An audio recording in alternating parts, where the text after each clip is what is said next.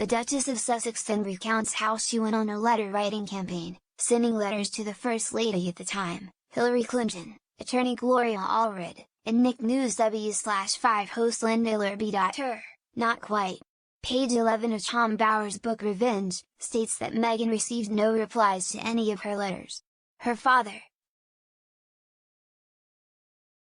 Thomas, then wrote letters demanding that Procter & Gamble and Clinton acknowledge his daughter.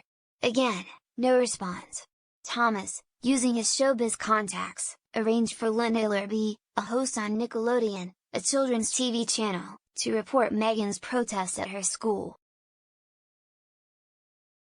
Bower then goes on to state in his book that there is absolutely no evidence to indicate that Markle's letters were even read or that she influenced Procter & Gamble's decision to change the advert at a later date. Markle has been spinning this false story about how she influenced a big corporation to change its advert for many years, but, as with everything else she claims, it's all a big fat lie.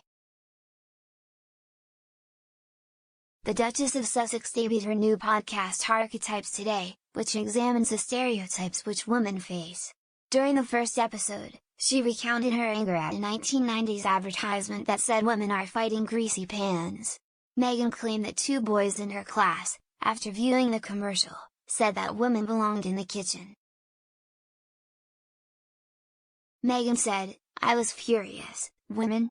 Did I really just hear that guy say that women, as in only women, women are the only ones who wash dishes, and then I heard them, these 2 boys in my class, breathing life into my biggest fear? They said, yeah, that's where women belong, in the kitchen. Oh man, this did not sit well with 11-year-old me." Her entire class project was hijacked by the bully-lying little Meg. Too bad Dad or Mom didn't spank the little Maggie when she started that. Now look, the woman is mockable, thick as porridge, and such an inveterate liar.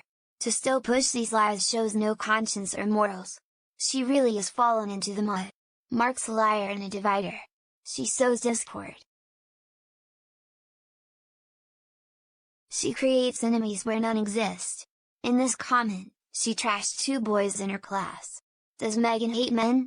She always seems to be blaming them for something. The letter writing thing was a class project. She didn't do it all on her own. Her narcissism controls her every move.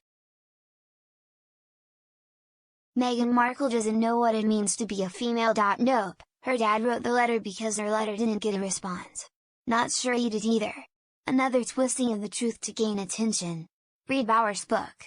She's so thick she doesn't realize other people can contradict her truth with actual facts.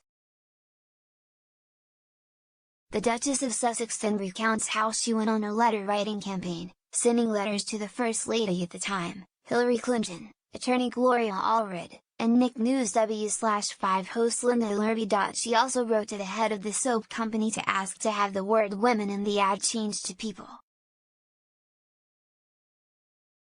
Meghan added, "Would you believe it, 3 months later a new version of the ad appeared on TVs all around the country. They changed the language in the ad from women to people." The Duchess said this was a moment of triumph and an awakening to the millions of ways that society tells women who and what they can be. Meghan Markle has got to be the worst person to choose to talk about how women with ambition are viewed.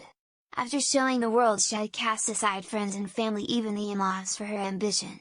If she's anything to go by, you'd believe ambitious women are heartless, cold, uncaring people who don't care who they step over to get to where they want to be.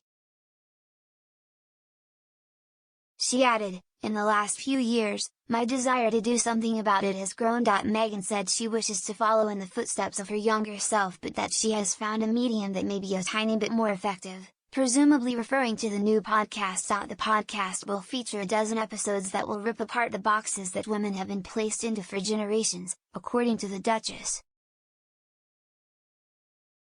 She will speak to household names and experts about stereotypical labels such as diva, crazy, the B-word, SL.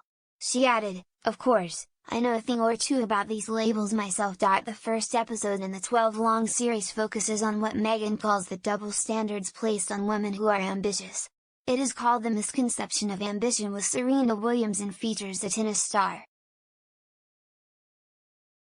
Meghan's husband, Prince Harry, even makes an appearance during the episode, Briefly speaking to Ms. Williams and Meghan. The Duchess claimed that she had been criticized for being ambitious when she started dating Prince Harry. The release of the podcast comes before the Sussexes return to England next month for events in London and Manchester before they head to Germany. She's 50 years too late. My generation fought this in the 60s and 70s.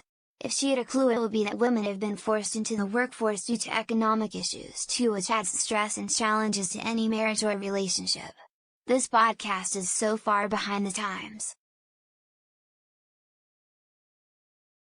Women were not allowed to go into any specialty as a physician except OB/GYN, pediatrics, or family practice when I started out in 1968. I could go on and on about inroads that have been made. But I believe Meghan is living off the parents, isn't she? After all, if it was just this B-level actress, no one would listen to her. Honestly, does it matter? It just isn't important. That woman is always looking for something to moan about and get up in arms about. It doesn't bother me in the slightest. I know what I do and what I'm capable of.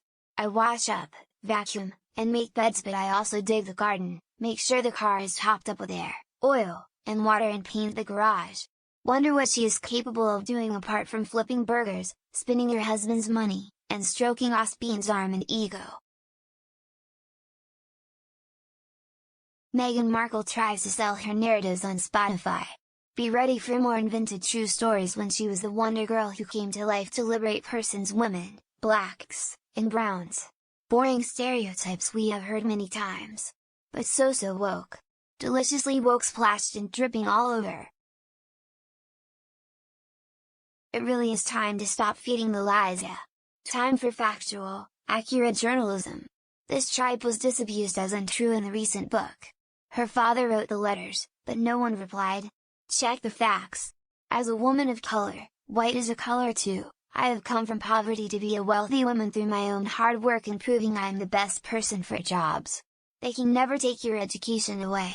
This person is an insult to the female gender. What? Hasn't this been disproved in the Tom Bower book? Her father, trying to be kind, helped her write a letter for her school class project, but it wasn't responded to. She then wrote to Hillary Clinton, who didn't respond, and her father wrote his daughter a letter supposedly from Hillary. Then, using contacts of his, Tom Markle organized an interview for his daughter. It wasn't for real. None of that was her responsibility or her fault, but she is still using an old untruth to push her agenda now. To keep on repeating rubbish, doesn't make it less rubbish. For centuries men have gone to war, gone down to coal mines, worked in slate quarries, and done countless other jobs while women washed dishes and looked after the home and children. Go and live an underprivileged life for a bit, Meghan, and see if washing a few dishes is so bad. Oh my god, she is now spinning this little class project as her somehow saving the world. That entire project and her version of it were debunked as a lie because it was a class project and not her project. She just jumped on her first bandwagon and is now making the story into some kind of stone soup story where she magically makes it into some world-saving venture she did all on her own and saves society. What an unreal hot mess of lies this chick is. I heard it was a school letter writing project that the teacher had given to the class, and Meghan's father feigned replies to her from Hillary Clinton and the company she wrote to.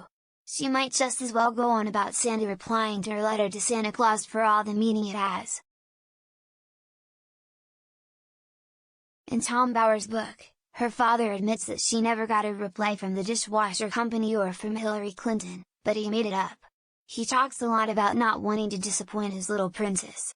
He seemed even at that age frightened to disappoint her because if he did she would punish him. The signs of a controlling nature right there.